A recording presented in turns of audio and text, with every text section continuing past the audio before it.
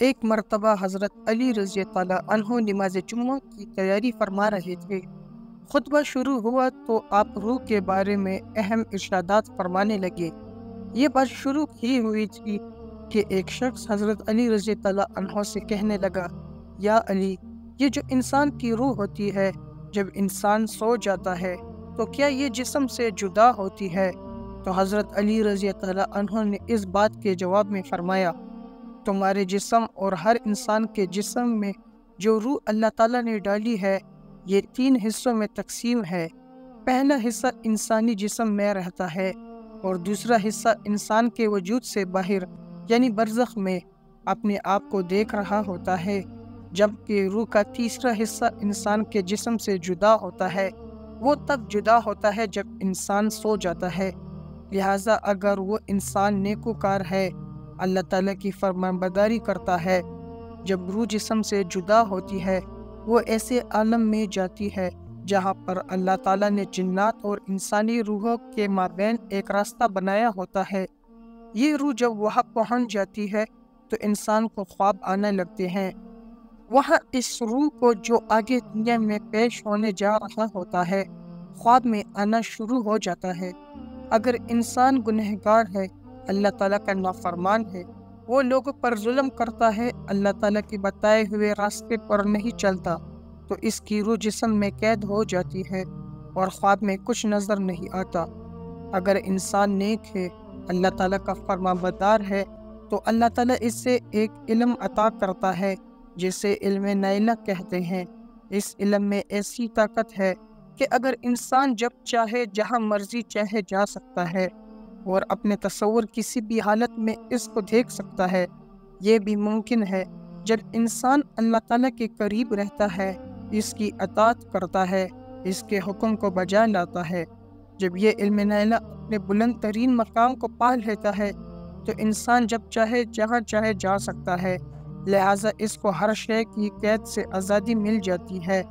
یعنی اللہ تعالیٰ اس سے اس قدر راضی ہوتا ہے کہ اس سے یہ علم عطا کرتا ہے۔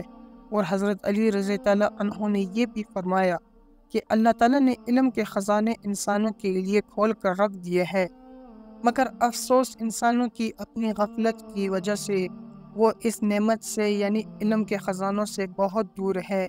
نیند کے دوران روح کا بدن سے نکلنا، اس حوالے سے قرآن پاک میں ارشاد فرمایا گیا ہے، اللہ تعالیٰ جانوں کو ان کی موت کے وقت قبض کر لیتا ہے اور ان جانوں کو موت نہیں آئی ہے، ان کی نیند کی حالت میں ان کو روک لیتا ہے جن پر موت کا حکم صادر ہو چکا ہے، اور دوسری جانوں کو مقرر وقت تک چھوڑے رکھتا ہے۔ بے شک اس میں ان لوگوں کے لیے نشانیاں ہیں جو غور و فکر کرتے ہیں۔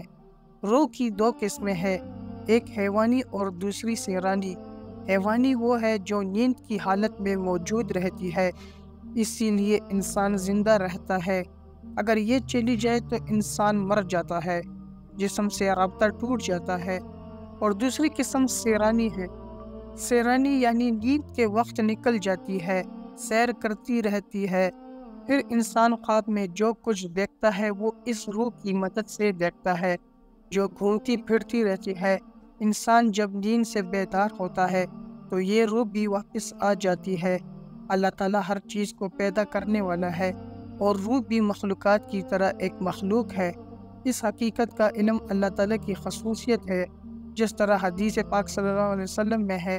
عبداللہ بن مسعود بیان کرتے ہیں کہ میں ایک دن نبی کریم صلی اللہ علیہ وآلہ وسلم کے ساتھ ایک کھیتی میں تھا اور نبی کریم صلی اللہ علیہ وآلہ وسلم کھجور کی پٹری پر سہارا لیے ہوئے تھے۔ اچانک وہاں سے یہودیوں کا گزر ہوا، ایک دوسرے سے کہنے لگے کہ ان سے روح کے بارے میں سوال کرو، تو وہ کہنے لگا، نہیں کہیں وہ ایسے بات نہ کہہ دے جسے تم ناپسند کرتے ہو۔ وہ کہنے لگے، اس سے پوچھو، تو انہوں نے نبی کریم صلی اللہ علیہ وآلہ وسلم سے روح کے بارے میں سوال کیا تو نبی کریم صلی اللہ علیہ وآلہ وسلم نے خاموشی اختیار کی اور جواب نہ دیا۔ مجھے معلوم ہو گیا کہ آپ پر وحی کا نزول ہو رہا ہے، تو میں اپنی جگہ پر ہی کھڑا ہو گیا۔ جب وحی کا نزول ہو چکا تو آپ صلی اللہ علیہ وآلہ وسلم نے فرمایا، اور وہ آپ سے روح کے بارے میں سوال کرتے ہیں، آپ کہہ دیں کہ روح میرے رب کا حکم ہے۔